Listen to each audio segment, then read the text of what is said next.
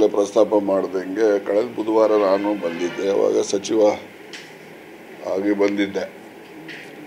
ಇವತ್ತು ಮಾಜಿ ಸಚಿವನಾಗಿ ಬಂದರೆ ಆ ಜನ ವಿಶ್ವಾಸ ಇವೆಲ್ಲ ನೋಡಿದ್ರೆ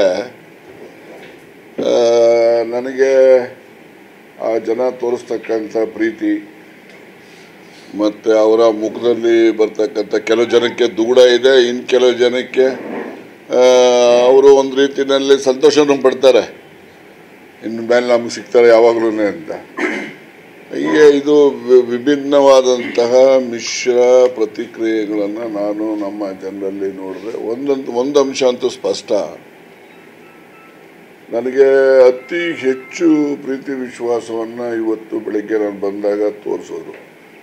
ಅದು ನಾನು ನಿನ್ನೆ ರಾತ್ರಿ ಬೆಂಗಳೂರಿನಿಂದ ತುಮಕೂರು ಮನೆಗೆ ಬಂದೆ. ಮಧ್ಯಾಹ್ನ ಬಂದರೆ ತಿರ್ಗಾಲಿ ಜನ ಬರ್ತಾರೆ, ಈ ಪೊಲೀಸರಿಗೆ ಮತ್ತು ಬೇರೆಯವರಿಗೆಲ್ಲ ಅನಾನುಕೂಲ ಯಾಕೆ ಅಂತೇಳಿ ನಾನು ರಾತ್ರಿ ಬಂದೆ ಲೇಟ್ ಅವರ್ಸಲ್ಲಿ.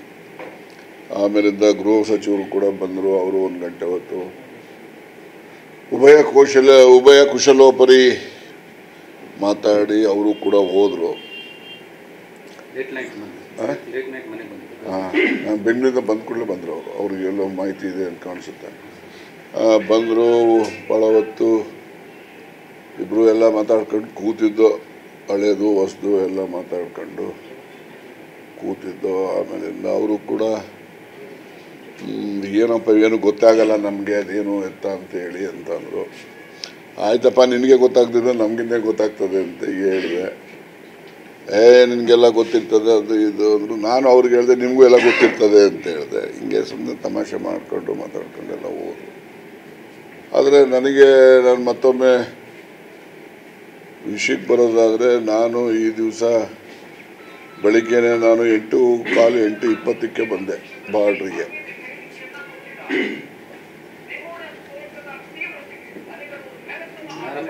ಆಮೇಲೆ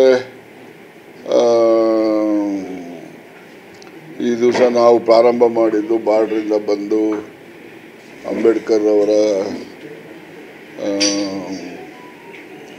ಪ್ರತಿಮೆಗೆ ಗೌರವವನ್ನು ಸಲ್ಲಿಸಿ ಮತ್ತು ನಮ್ಮ ಏನು ಸ್ವಾತಂತ್ರ್ಯೋತ್ಸವದ ದಿನಾಚರಣೆ ಅಂಗವಾಗಿ ಏನೆಲ್ಲ ಕಾರ್ಯಕ್ರಮಗಳಿತ್ತು ಅಲ್ಲೆಲ್ಲ ಭಾಗವಹಿಸಿದಂಥದ್ದು. ಈ ವರ್ಷ ಭಾಳ ಚೆನ್ನಾಗೂ ಕೂಡ ಮಾಡಿದ್ದಾರೆ. ನಿಮಗೆಲ್ಲ ಏನು ಅನಿಸುತ್ತೋ ಗೊತ್ತಿಲ್ಲ, ಪ್ರತಿ ವರ್ಷ ನೋಡಿದ್ರಿ. ಈ ವರ್ಷ ಮಳೆ ಬಂದು ಅದೆಲ್ಲ ಕೆಸರಾದರೂ ಕೂಡ ಯಾವುದೇ ರೀತಿಯ ಅನಾನುಕೂಲ ಆಗದಂಗೆ ಪುರಸಭೆಯವರು ಕೂಡ ಎಲ್ಲ ಅದಕ್ಕೆ ಎಚ್ಚರ ವಹಿಸಿದ್ದಾರೆ. ಮತ್ತು ಬೇರೆ ಎಲ್ಲ ಇಲಾಖೆ ಅಧಿಕಾರಿಗಳು ಭಾಗವಹಿಸಿದ್ದಾರೆ.